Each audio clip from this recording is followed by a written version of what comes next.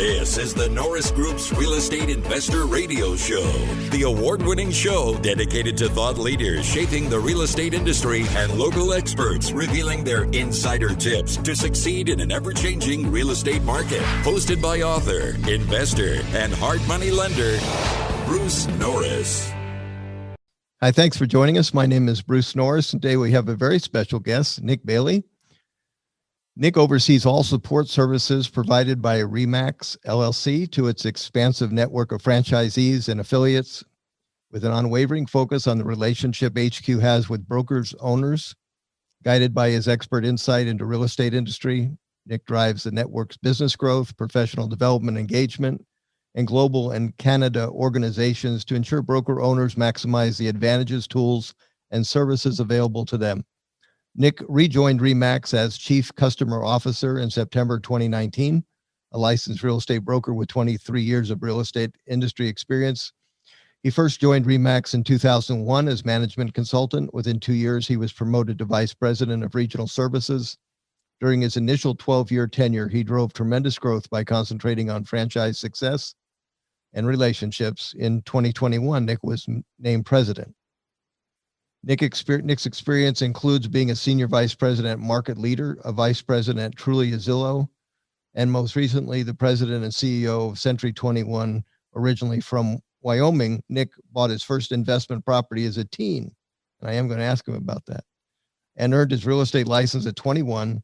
He's a certified real estate brokerage manager, accredited buyer representative, and I haven't ever heard this one, and certified distressed property expert, which you never know, come in handy again.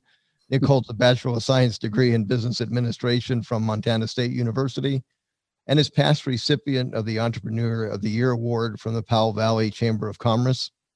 And most importantly, family comes first for Nick, who enjoys traveling, skiing, and spending time with his wife and 2 kids.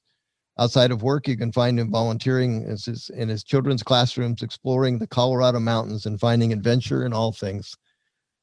Nick, we welcome you back to our show and company. Thank you. Thank you, Bruce. What an introduction. I wondered who you were talking about. Well, it's interesting because you've taken, I've got a real estate license to a whole new level. You really are more in charge of other people's livelihoods and how you direct major companies. And that's, I haven't talked to very many people that have taken that direction. How did you buy a house when you were a teen? And what was the motivation for that one? Yeah, it's an interesting story. And speaking of license, I still have my broker's license, and as president of ReMax and leading this global organization, I actually sold a few $1 million in real estate last year with helping some friends. So I like to stay front lines of the business, but it all started when I was 17. I was a junior in high school, and I kind of had my own endeavor, and I ended up purchasing commercial property. It was actually my forte into the business. I bought 2 retail buildings on Main Street in the community where I was, and I leased one. There was a tenant in it, and I used one for my own endeavor. And that was kind of the start. And then I bought my first house when I was 18. I decided, why pay the college to live in a dorm room when a year's worth of fees on that is a FHA down payment on a 4-bedroom house 2 blocks from the college? I'll rent the basement out to help pay for it. And I think that was between those 2 items when I was 17 and 18. That's what led me to get my license when I was 21, and the rest is history. Was there a family member that was kind of the example? You went, okay, I'm going to be just like, Uncle Joe or something? I come from a very entrepreneurial family. I mean, my father worked in the corporate world for an oil company, but my parents always had a business on the side of some sort, and over the years had various businesses. But when I got into high school, each one of my family members, we were all running our own businesses. My father had his, my mom had hers, my brother had his. They were all completely different businesses. And I think just growing up in that environment of work hard and try to do something that you like to do was kind of just the entrepreneurial DNA that was put into me. That statement is so true. And whenever I talk to somebody that's done exceptionally well, some of my friends, they've never even had a job. They just have worked for themselves their whole life. And I was interviewing a guy named John Stevenson, who's a good friend of mine, and he's that guy, and I said, when was the first time you had like that entrepreneurial urge? He said, I was 6 years old and I noticed that there were seniors planting flowers, but they had to buy a 50-pound bag of manure. So I decided I would put 3-pound bag of manure bags together, buy a 50-pound bag, and put, maybe almost 20 bags of manure. And he sold them for $1 a piece and made $15. And he was off and running. Well, I applaud him. I certainly wouldn't want to be in the manure business, but yeah, as a young kid, I did the lawn mowing and all of that. Yeah. And I was where I lived. I got a driver's license when I was 14, and so I detailed cars and kind of started that during the summer. So yeah, just always up to something, and work has always been pleasure. That's very cool.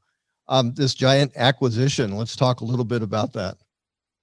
Yeah, we recently announced last week, actually, we did an acquisition within our own company. Right. ReMax, the way it was developed, Dave and Gail Linegar, our founders, when they expanded outside of Colorado, the company, was founded in 1973.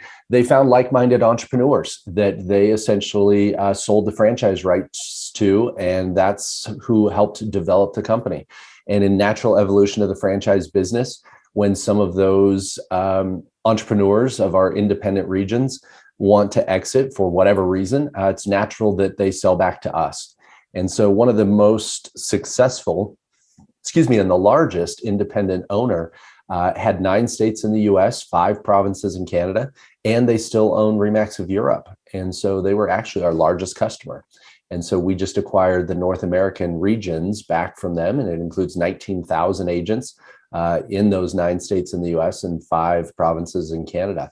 So biggest acquisition in the company's history to fold people back into the company operated regions. Wow.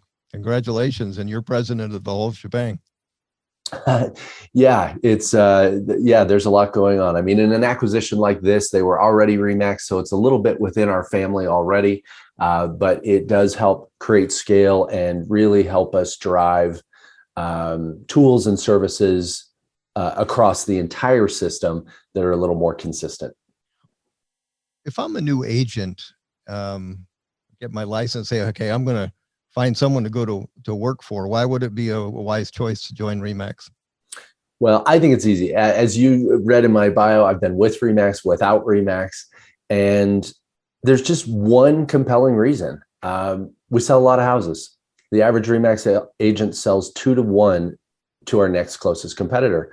And I like to say that in this business, the barriers of entry are low. It's pretty easy to get a real estate license, and people think this business is easy, but the barriers to success are high. And statistically, it's almost scary. 87% of agents in this business that get a license don't have it 5 years later. Okay. 87% of agents don't have a license 5 years after they get it. And I think it's one reason alone: they don't sell enough houses.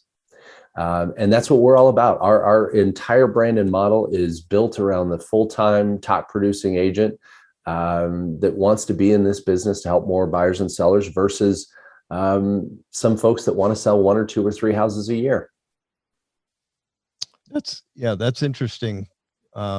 I know that if you looked at another number, it would probably be 70% of agents sell 1 house a year. Like, it's very, very skewed to the agent that's got a big team or is just an expert, got a niche, that type of thing. What type of training and technology is available to the ReMax agent to help them get there? Yeah, we have ReMax University, which is filled with a lot of training on best practices. And where we really leverage our training is our own network. Our footprint we're the largest we've ever been in our 48-year history. We have over 140,000 agents in 110 countries and 8,700 office locations. And so our training is already built in. All we have to do is tap into someone that's doing something great. And what I love about this business, it's so unique. We're very competitive. Bruce, you and I will go out and we'll fight tooth and nail against each other to get a listing. But regardless who gets it, if you got it, if I got it, we put our arms around each other and then we say, do you have a buyer? So it's the most competitive business, but it's also the most cooperative business. And so I think our training comes from just people wanting to share and help other people be successful. Do you get many new agents that are capable of coming to your company? Because it sounds like you're going to hit the ground running or you're not. Yeah, we generally speaking, we attract more of an experienced agent. That's kind of what I thought. Yeah, and we're actually, when you look at statistically, the average number of years that someone's been licensed, we are also double that of the competition. Now, we do have some awesome owners, broker owners out there that do have pretty robust new franchise training. And so we do see some brand new licenses that come into the business or come into our brand and the business at the same time.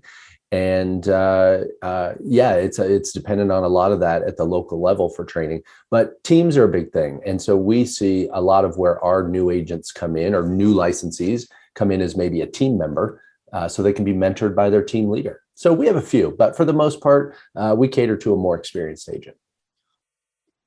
In the ReMax family, do you have vertical businesses that also like an escrow or lending? How far do you go into those other types of services? Yeah, great question. So we actually have ReMax Holdings, which within that we have the ReMax brand, obviously our big pillar and foundation, but we have Motto Mortgage. It's the only mortgage brokerage or mortgage franchise in the US. And we started that just about 5 years ago. And now there are over 200 locations. And so it's a franchise model. People can invest, buy a Motto Mortgage franchise, and it's driven to broker, obviously be the broker of the mortgage side of the business. So that's a big vertical. But then the other piece is we have several other companies we've acquired just over the last 2 years, all around technology, data, AI, and we're putting some of those pieces together because I do believe that the boogeyman fear of data in this industry, of who's going to steal what I have, has really suppressed innovation. And I think the industry, as fast as it's changing, has really been slow to adopt some of these advances around tech and data. And so we have made some significant investments in a few companies in the last 12 to 24 months, because we're not afraid of either. We're not afraid of tech. We're not afraid of data. The agent is at the forefront of the transaction. It will be in my lifetime in this business, but it's going to be agent-led and technology-driven. And so we're making those investments. You know, what's definitely changed, during the course of my lifetime is the independence a buyer can have away from the agent. In other words, I can just say, okay, I want to look on realtor.com or whatever other source you want and say what's available in Grand Junction, Colorado. And I'll probably be looking at every listed property independently, including touring the home, that type of thing.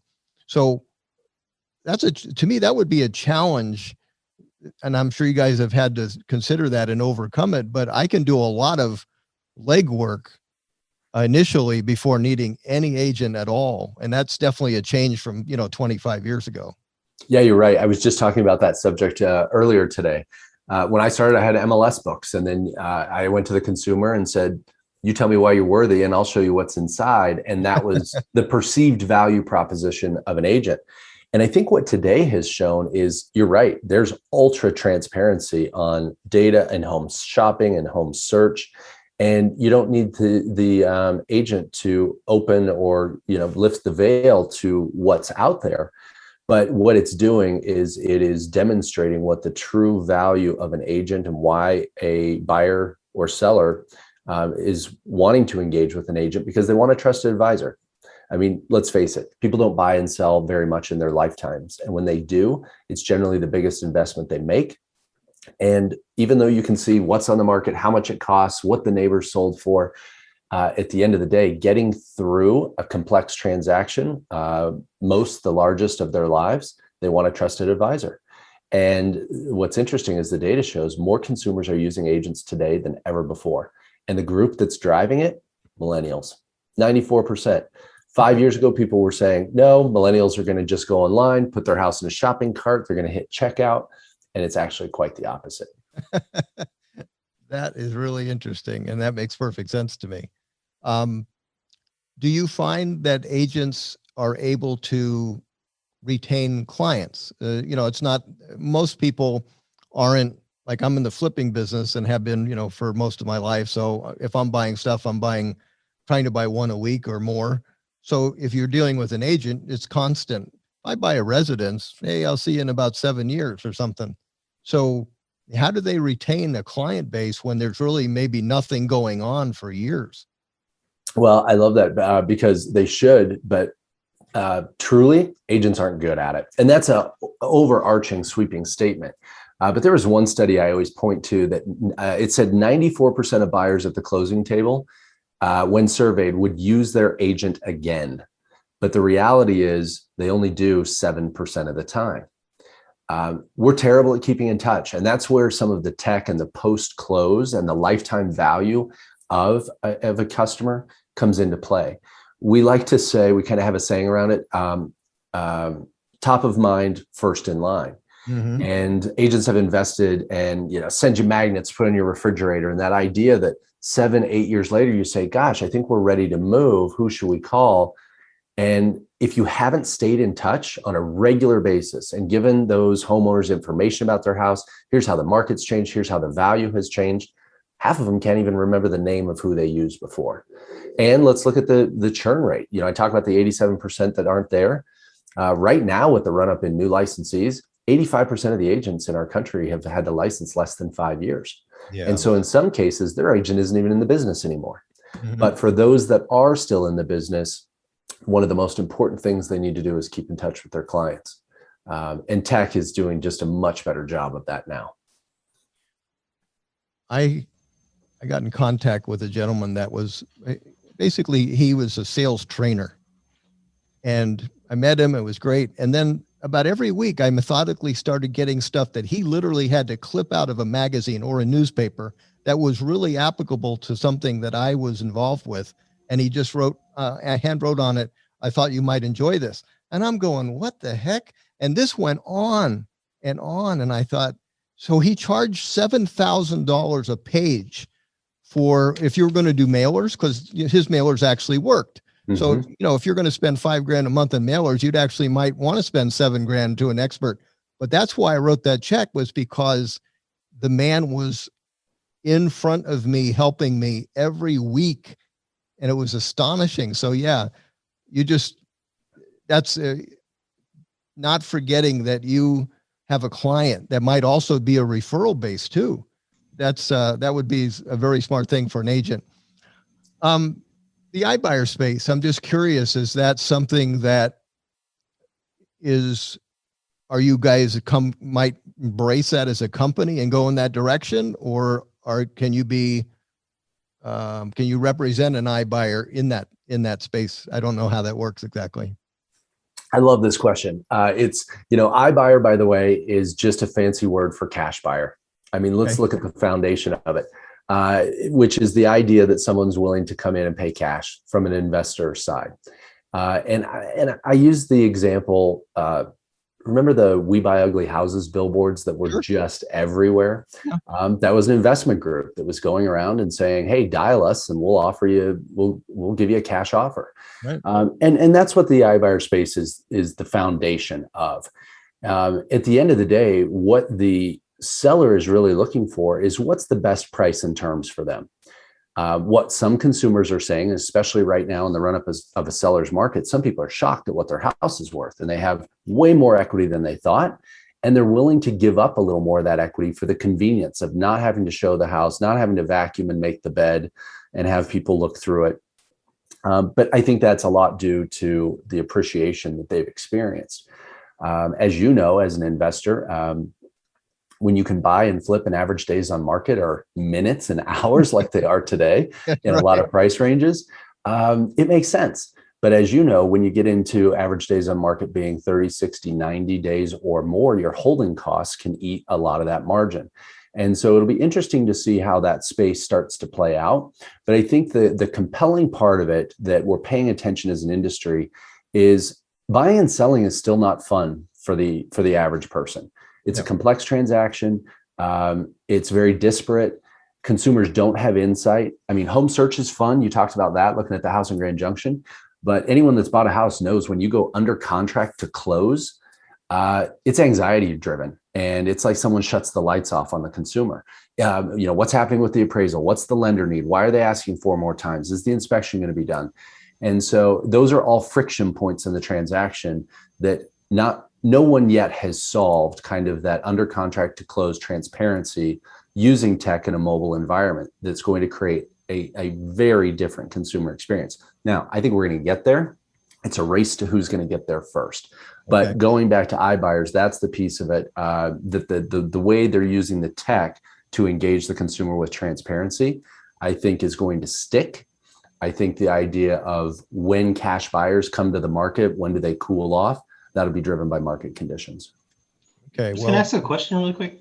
Yeah, go ahead. Nick, one of the things, and this will go to the, before when you were just talking about how to keep in touch and things like that. I've heard Aaron talk about, combating, the iBuyer in the iBuyer space is that when he presents to a realtor group, he always talks about being a local expert. Like, all these tech companies, they can, they have all this great data, but they don't know the sandwich shop down the road where you're looking to buy.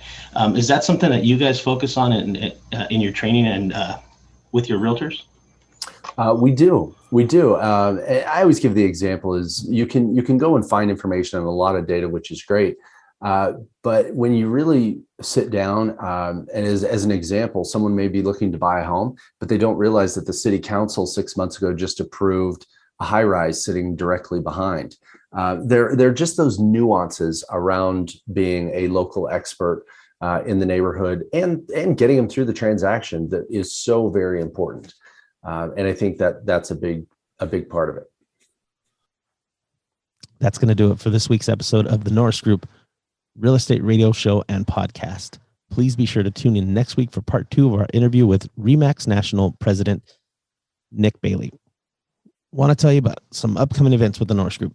You're not going to want to miss Bruce's third quarter market update and forecast on Saturday, August 14th at 9 a.m. AI, Artificial Inflation, Real Estate and the Stimulus Economy. This is only available through our VIP subscription. So if you're not a subscriber, please give me a call at 951-823-8266 or shoot me an email at joey@thenorrisgroup.com. And finally, on August 27th, we will be back in Florida for our 5th boot camp. We only have a few seats left. So if you've been thinking about investing out of state, this is a great opportunity to invest alongside Bruce and the Norris Group. For more information, please give me a call at 951-823-8266 or email me at joey@thenorrisgroup.com. Hope to see you in Florida. For more information on hard money loans and upcoming events with the Norris Group, check out thenorrisgroup.com. For information on passive investing with trust deeds, visit tngtrustdeeds.com. The Norris Group originates and services loans in California and Florida under California DRE License 012-19911, Florida Mortgage Lender License 1577, and NMLS License 1623669. For more information on hard money lending, go to thenorrisgroup.com and click the Hard Money tab.